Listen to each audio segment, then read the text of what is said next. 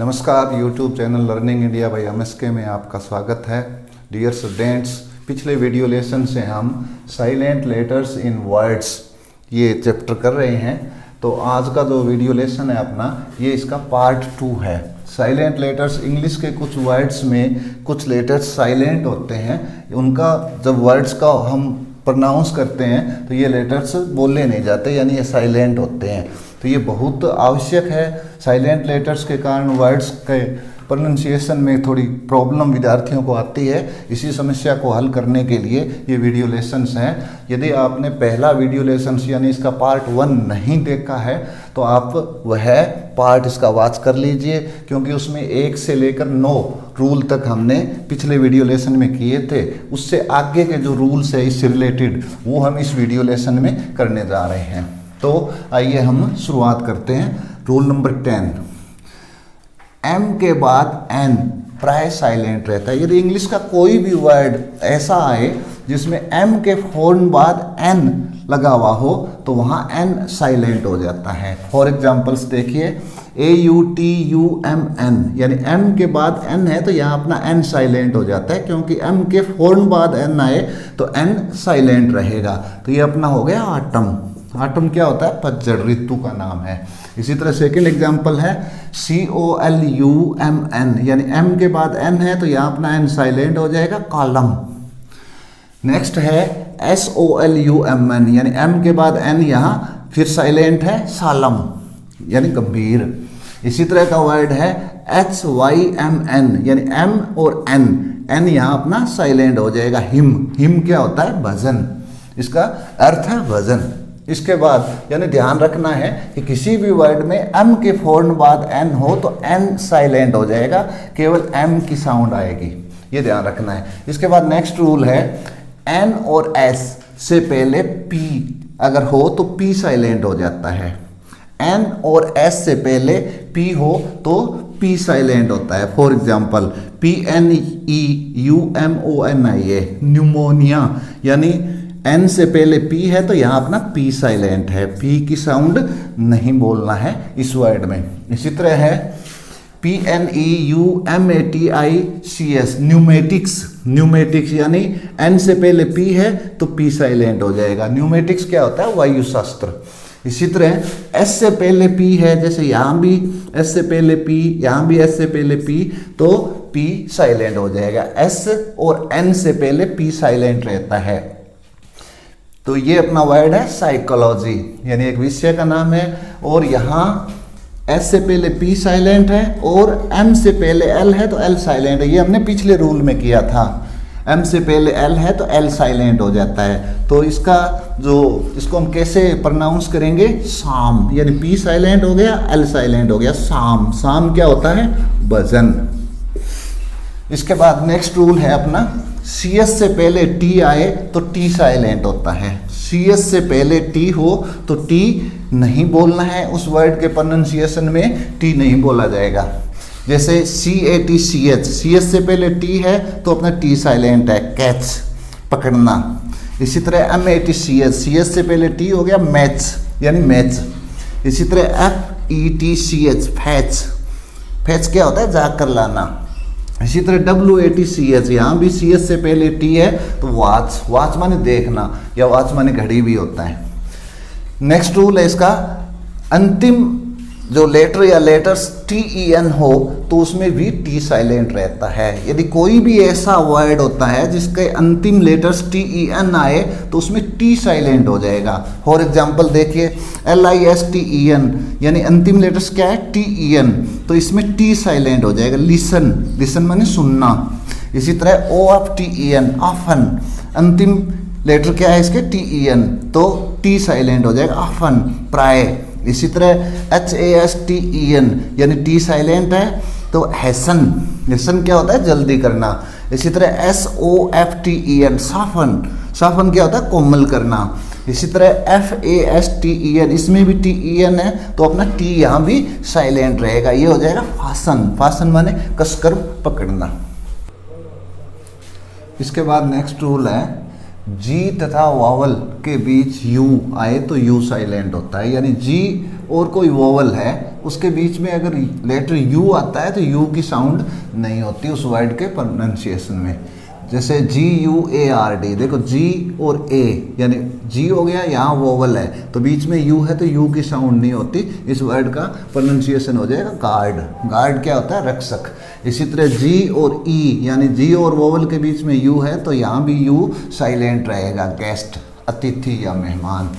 इसके बाद next rule है, वर्ड के अंत में GUE हो तो यू यहाँ भी साइलेंट रहता है, यानी अंतिम जो लेटर्स है GUE हो तो यू साइलेंट रहेगा। अब जैसे फॉर एग्जांपल है प्लेग, GUE है तो यू की साउंड है यहाँ साइलेंट हो जाएगी, प्लेग। इसी तरह TONGUE, इसमें भी GUE है लास्ट में तो ये इसका हो जाएगा टंग। टंग क्या होता है? जीभ। प्लेग ये एक डिजीज यानी बीमारी का नाम है, प्लेग।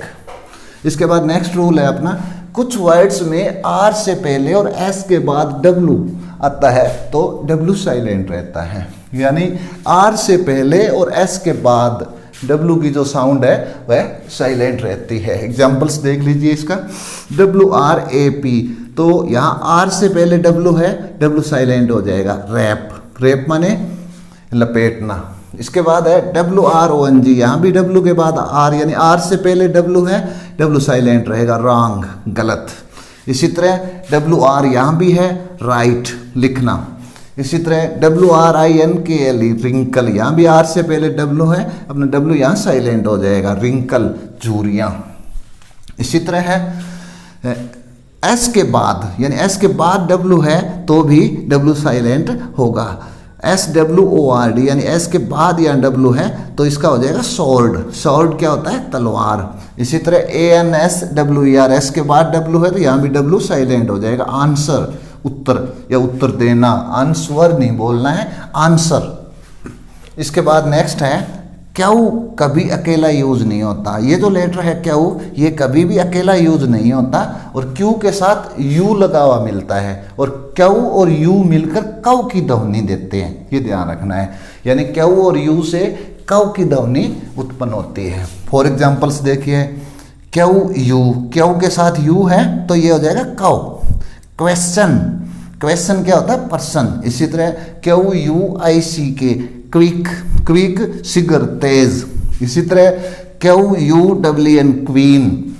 तो क्यू है अकेला नहीं आएगा, इसके साथ यू आता है और दोनों मिलकर कव की ध्वनि उत्पन्न करते हैं, ये ध्यान रखना है हमें।